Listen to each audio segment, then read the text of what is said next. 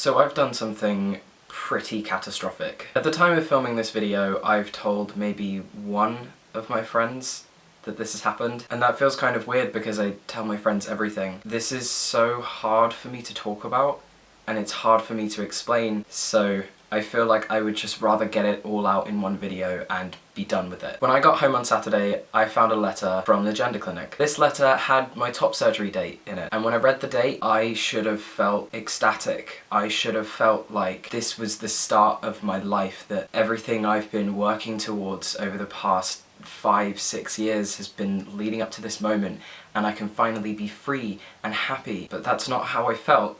When I read the date, I was devastated. The date of my top surgery was going to be the 20th of July. That's one day before Trans Pride, and that is exactly 3 weeks before SITC. The chances of me then successfully making it to SITC, if I did, I would be in a lot of pain. So I did the most unimaginable thing, and I called them up and I cancelled. I cancelled my top surgery date.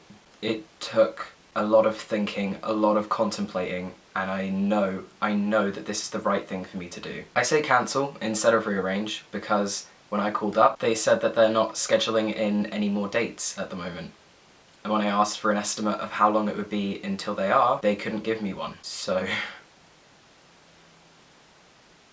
yay! I suppose the upside of this, I still can be optimistic because I'm now on a list of only 18 people.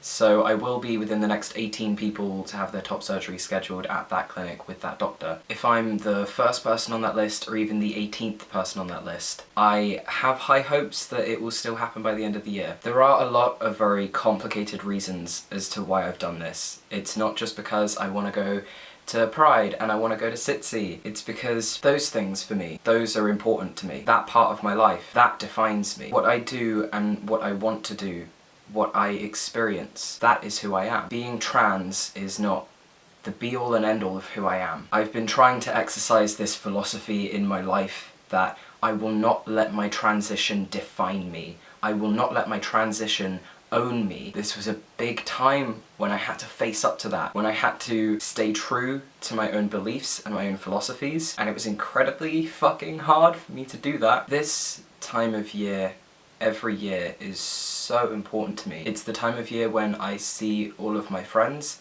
It's the time of year when I see the community. I see all of these people that I feel so connected to, and not going to events like these feels like ripping away a big part of my life, a big part of what I work towards and what I do every day. And the thought that I would miss that out and I would have to wait another year to feel that feeling of belonging and community and excitement and just sheer joy for the sake of sitting in a hospital bed and being in pain and not being able to leave my room for like 2-3 weeks. When I called up to ask about my date, I was told that I'd been given my date because of a cancellation. Somebody had to cancel because they couldn't get transport on that day. And now I know that because I've cancelled, there is someone out there that is about to receive their letter for their top surgery date. They are going to get their chance that they've been waiting for, they've been struggling and suffering over. And sure, I might have to wait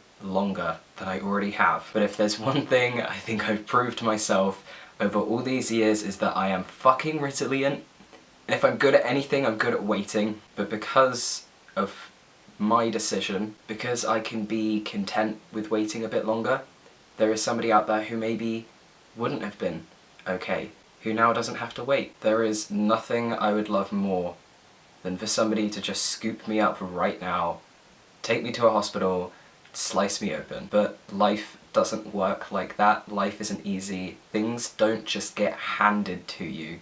You have to make decisions. You have to be strong and you have to work for what you believe in. This might not seem like a big deal to some people, and to others this might seem unimaginable and ungrateful, but I know this is what I need. This is the best decision I could have made. I made this decision so I can march with a couple hundred trans people through the centre of Brighton and say, I am here. I made this decision so I could go to SITC and I could be around my friends and I can meet people and I can hug them because I wouldn't have been able to hug them if I'd have suffered through the throes of fucking surgery recovery to come along anyway. In this small moment while I'm filming this video, I do feel fucking devastated that everything happened this way. I do feel horrendous. I feel guilty. I feel ungrateful. I feel dysphoric as fuck. But I also feel strong. I feel brave. And I feel, for the first time in so long, like I am in charge of my life. I will never let transition run my life. I will never let transition dictate what I can and can't do. I will never let being trans be the only worthwhile thing about me. I will never let myself be a token. But at the same time, I will never be ashamed of what I am, of who I am. I will never be ashamed that this is a huge part of me. This is so important. Will I regret this decision in 5 years? Maybe? Who knows? But for right now, I don't regret it. I wish I didn't have to make it, but I don't regret it. So, that's how I'm feeling today. A big, complicated, clusterfucky mess of emotions. And I will never stop feeling a complicated, clusterfucky mess of emotions, because that's just what being human is. Hope you enjoyed this video. I will see you next week. Peace.